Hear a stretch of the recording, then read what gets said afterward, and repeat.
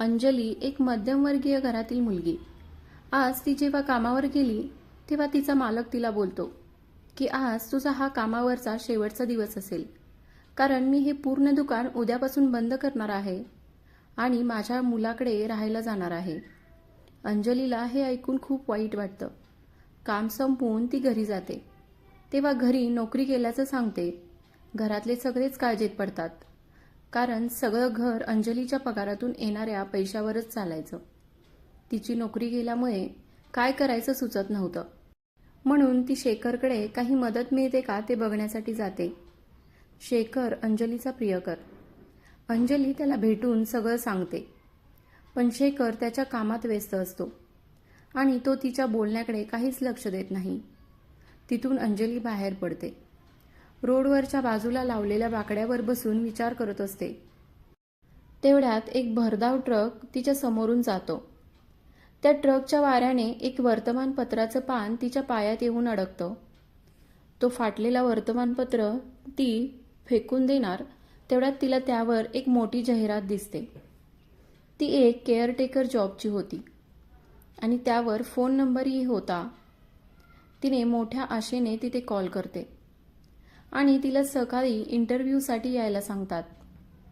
ती खूप खुश होते आणि घरी जाऊन घरच्यांनाही आनंदाची बातमी देते. घरचे सगळे खूप खुश होतात. दुसऱ्या दिवशी अंजली इंटरव्ह्यूसाठी आवरायला लागते. तिच्याकडे चांगले असे कपडेही नव्हते, तरी त्यातल्या त्यात एक चांगला ड्रेसही घालते.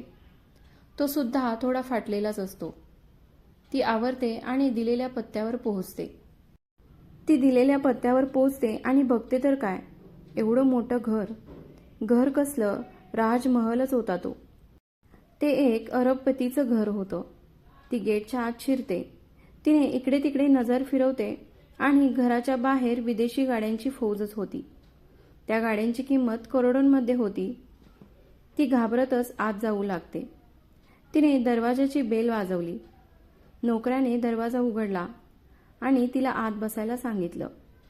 तेवढ्यात जिन्यावरून उतरत एक बाई आली. ती या घराची मालकीण होती. अंजली तिला बघून खुर्चीत आणखीनच अंग चोरून बसते. ती बाई अंजलीचा इंटरव्ह्यू घेत असते. तेव्हा तिची नजर अंजलीच्या त्या फाटलेल्या ड्रेसकडे जाते. अंजलीला पण ते लक्षात येतं आणि ती तो फाटलेला ड्रेस लपवण्याचा प्रयत्न करत असते. तसा अंजलीचा इंटरव्ह्यू पण खूप खराब झाला होता. तिला माहीत होतं की हा जॉब तिला नक्कीच मिळणार नाही, पण त्या बाईला अंजलीचा स्वभाव आवडला होता, म्हणून ती तिला नोकरीवर ठेवण्यासाठी तयार होते. तिची हा जॉब करण्याची इच्छा नव्हती, पण तिला त्या जुन्या नोकरीपेक्षा या जॉबमधून चांगले पैसे मिळणार होते आणि घरचीही हालत चांगली होणार होती. अंजली विचारते, कुठे आहेत तुमचे आजारी मिस्टर? मी त्यांना भेटू शकते का? तेव्हा ती बाई सांगते, पेशंट माझा नवरा नाही, माझा मुलगा आहे. कार अपघातात त्याचे दोन्ही पाय निकामी झाले आहेत. त्याला चालता येत नाही आणि त्याचीच तुला काळजी घ्यायची आहे. एक श्रीमंत अरबपती मुलगा. त्याचं आयुष्य खूप ॲडव्हेंचरस असतं, पण एक दिवस असं काही होतं की सगळंच बदलून जातो. समीर त्याच्या कंपनीचा CEO होता. आज त्याच्या आईचा वाढदिवस होता, म्हणून तो कंपनीतील सर्व कामे लवकर आटपून तो ऑफिसमधून लवकर बाहेर पडतो. घरी येत असताना त्याच्या कारचा मोठा अपघात होतो आणि त्या अपघातात त्याचे दोन्ही पाय निकामी होतात आणि त्याचीच केअरटेकर म्हणून अंजलीला ही नोकरी मिळालेली असते. अंजली समीरच्या रूममध्ये जाते. समीर व्हीलचेअरवर बसलेला असतो आणि त्याचा पर्सनल डॉक्टर आणि त्याचा दुसरा नोकर त्याच्या बाजूलाच उभा असतो. समीर अंजलीला बघतो आणि त्याला अंजलीचं तिथं येणं अजिबात आवडत नाही. तो तिच्यावर खूप चिडतो आणि तिचा फाटलेला ड्रेस बघून त्यावर सुद्धा नको नको ते बोलतो. हे समीरच्या आईला आवडत नाही, म्हणून ती अंजलीला घेऊन बाहेर येते. पण अंजलीचं आता हेच काम होतं आणि यापेक्षा चांगला जॉब तिला दुसरीकडे मिळणार नव्हता. तर आता अंजलीच्या कामाची सुरुवात होणार होती आणि इथून तिची परीक्षाच होती म्हणायचं. महत्त्वाचं म्हणजे तिच्या सहनशक्तीची परीक्षा चालू होणार होती. ती समीरजवळ जाते आणि त्याला म्हणते, हे बघा, आपल्याला बोललं पाहिजे. जेणेकरून मला कळेल की तुम्हाला काय आवडतं काय नाही आवडत. पण समीर म्हणतो, मला तुझ्यासारख्या मुलीशी बोलण्यात कोणताच इंटरेस्ट नाही, ज्या दिवसभर फक्त बडबडत राहतात. हे ऐकून अंजलीला खूप वाईट वाटतं आणि ती त्याच्या खोलीतून बाहेर येते. इतक्यात समीरचे डॉक्टर देखील तिच्या मागोमाग बाहेर येतात आणि ते तिला समीरच्या औषधाबद्दल आणि वेळा वगैरे वगैरे सगळं सांगतात. अंजलीच्या समजण्यापलीकडे होतं ते सगळं. डॉक्टर तिच्या हातात एक फाईल देतात आणि सांगतात की समीरला कशी औषधं द्यायची, त्याला काय खायला द्यायचं, ते सगळं या फाईलमध्ये आहे. यामुळे तुला सगळं समजायला सोपं जाईल. आता रोज असंच होत असतं. ती रोज हसऱ्या चेहऱ्याने समीरकडे जात असते, पण समीर तिच्याशी काहीच बोलत नव्हता. समीर त्याच्या अपघातानंतर खूप चिडचिड्या झाला होता. त्याला कोणाशी बोलायला आवडत नव्हतं. तो एकतर अंजलीला टाळायचा, नाहीतर तिला काहीतरी वाईट बोलायचा. ते ऐकून अंजलीला खूप वाईट वाटत होतं. यात समीरची पण काहीच चूक नव्हती, कारण एकेकाळी जगभर फिरणारा तो आज अशा अवस्थेत, जो आपल्या पायावर उभाही राहू शकत नव्हता. आणि या परिस्थितीत कोणताही माणूस निराश होतोच. पण अंजली पण हार मानण्यातील नव्हती. ती रोज त्याला हसतमुखाने भेटायची, बडबड करायची. काय माहीत यामुळे त्याच्या आयुष्यात काही बदल होईल. एकदा रात्री अंजली त्याच्या भावासोबत बोलत होती की मला हा जॉब करायचा नाही, कारण मी समीरला किती आनंदी ठेवण्याचा प्रयत्न करते, पण त्याला मात्र त्याचा काहीच फरक पडत नाही. इतक्यात त्याचा भाऊ तिला सांगतो की मी कॉलेज परत चालू केलं आहे आणि तू आता हा जॉब सोडला तर परत खूप अडचणी येतील. अंजली डोक्याला हात लावते. आता ती समीरसोबत पूर्णपणे अडकून राहिली होती. दुसऱ्या दिवशी अंजली समीरशी बोलायला त्याच्या रूममध्ये जाते, पण समीर मात्र तिच्याशी नीट बोलतही नाही. एक समीरची प्रियसी आणि त्याचा मित्र त्याला भेटायला त्याच्या घरी येतात आणि समीरच्या प्रियसीने आता समीरला सोडलं होतं आणि त्याच्यासोबत असलेल्या मित्रासोबतच रिलेशनशिपमध्ये असते. हे ऐकून समीरला खूप राग येतो आणि ते दोघे गेल्यानंतर तो रूममध्ये येऊन सगळी तोडफोड करू लागतो, कारण आज त्याच्या दोन चांगल्या मित्रांनी फक्त एवढ्यासाठी त्याला धोका दिला होता की तो चालू फिरू शकत नव्हता आणि त्यांच्यासमोर उभा देखील राहू शकत नव्हता. त्याने कधी विचार देखील केला नव्हता की दोघे त्याच्यासोबत असं काही करू शकतील. एक दिवस अंजली तिच्या प्रियकराला शेखरला भेटायला जाते. तेव्हा शेखर तिला सांगतो की आपण हॉलिडेसाठी शिमल्याला जातोय आणि माझी ऑफिसची मीटिंग पण तिथेच आहे. हे अंजलीला आवडत नाही, कारण तो सुट्ट्यांमध्ये पण त्याच्या कामाला जास्त महत्त्व देत होता. म्हणून ती तिथून निघून येते आणि समीरने केलेली तोडफोड बघून तिला त्याचा खूप राग येतो. तेव्हा समीर तिथे येतो आणि तिला नको नको ते बोलायला लागतो, जे एका मुलीला बोलायला नको होतं, आणि हे पण बोलतो की मला तुझी काही गरज नाही. तेव्हा अंजलीचा रागही अनावर होतो. ती बोलते, मला पण तुझी काही गरज नाही. मी इथे फक्त पैशांसाठी थांबली आहे आणि मी इथे तुझ्या सांगण्यावरून काम करत नाही, तर तुझ्या आईच्या सांगण्यावरून इथे काम करते. जर त्यांनी मला इथून जायला सांगितलं तर मी लगेच इथून निघून जाईन. हे सगळं ऐकून समीरला कळतं की यात अंजलीची काहीच चूक नाही. ती तर फक्त तिचं काम करत आहे. त्याची चूक त्याच्या लक्षात येते. म्हणून त्या रात्री तो सिनेमा बघण्यासाठी तिला घरी बोलावून घेतो आणि अंजलीसुद्धा त्याला नाही म्हणू शकत नव्हती, कारण तिचं कामच होतं ते समीरसोबत राहणं. अंजली त्याच्या घरी पोहोचते आणि समीर तिला एका सिनेमाचं नाव सांगतो, पण तो सिनेमा अंजलीला आवडत नसतो. म्हणून ती तिच्या आवडीचा सिनेमा लावते. सिनेमा बघत असताना असा एक सीन येतो, तेव्हा तो अंजलीची चेष्टा करतो आणि हसू लागतो. त्याला हसलेलं बघून अंजलीला खूप बरं वाटतं आणि मग तीही त्याची चेष्टा करू लागते आणि तिथून पुढे पूर्ण 4 महिन्यात त्या दोघांमध्ये खूप मैत्री होते.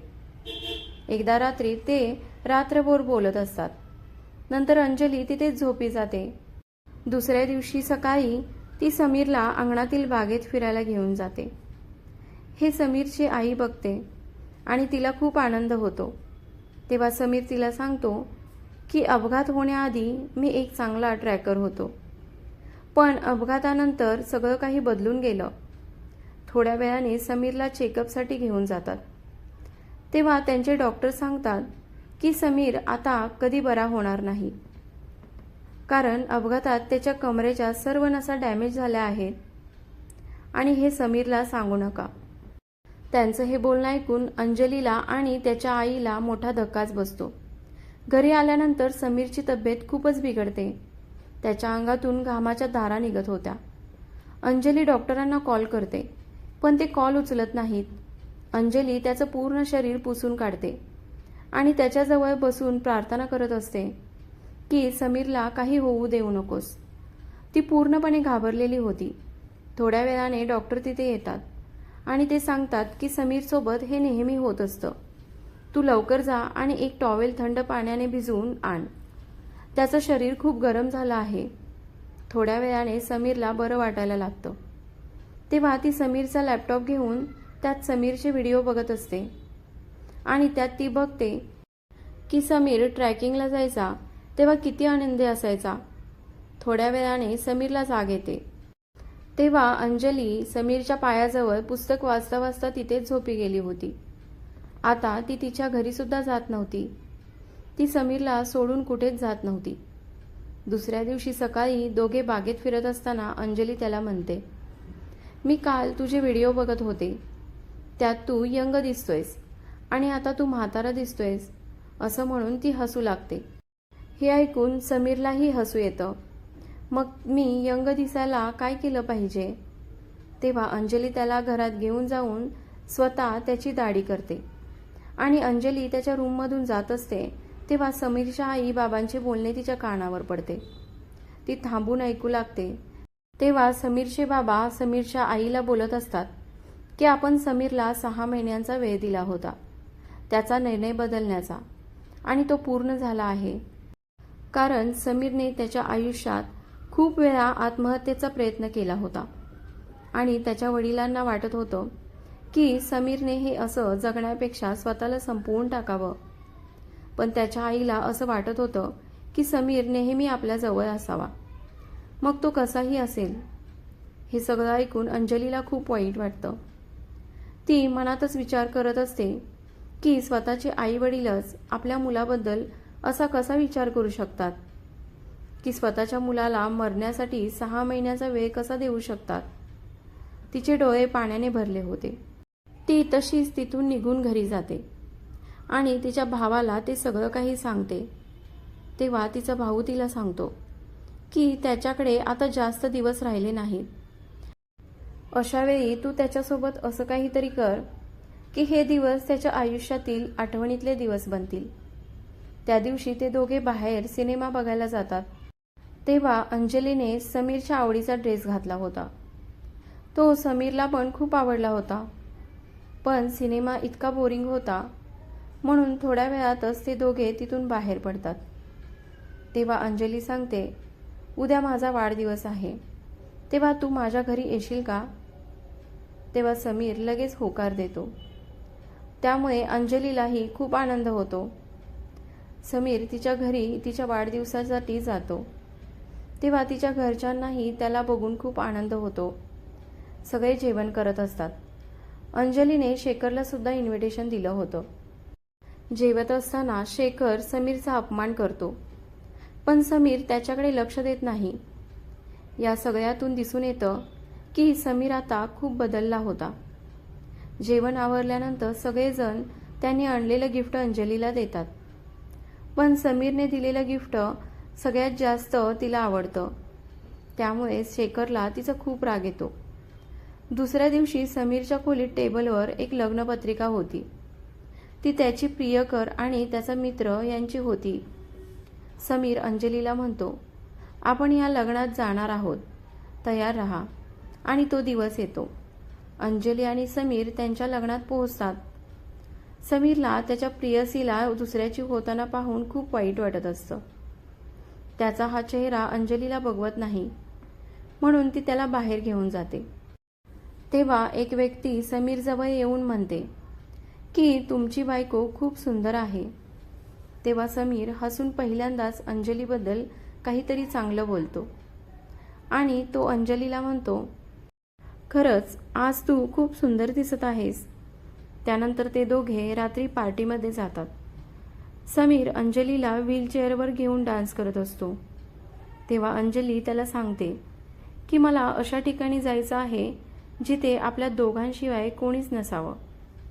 मग समीर तिला घेऊन बाहेर जातो. एकदा अंजली तिच्या घरी असताना अचानक समीरच्या डॉक्टरांचा फोन येतो की समीरची तब्येत खूप बिघडली आहे. तेव्हा अंजली सगळं सोडून त्याच्या मागे निघून येते. तो हॉस्पिटलमध्ये बेशुद्ध असतो. त्याला शुद्ध येईपर्यंत ती तिथेच असते. तिला समीरची खूप काळजी वाटत असते. घरी आल्यानंतर समीरचे डॉक्टर अंजलीला सांगतात की मी समीरसोबत गेले 3 वर्ष आहे. समीर स्वप्नात स्वतःला तेच करताना बघतो जे तो अगोदर करत होता. पण जसं त्याला जाग येते आणि तो स्वतःला व्हीलचेअरवर बघतो तेव्हा त्याचा राग अनावर होतो.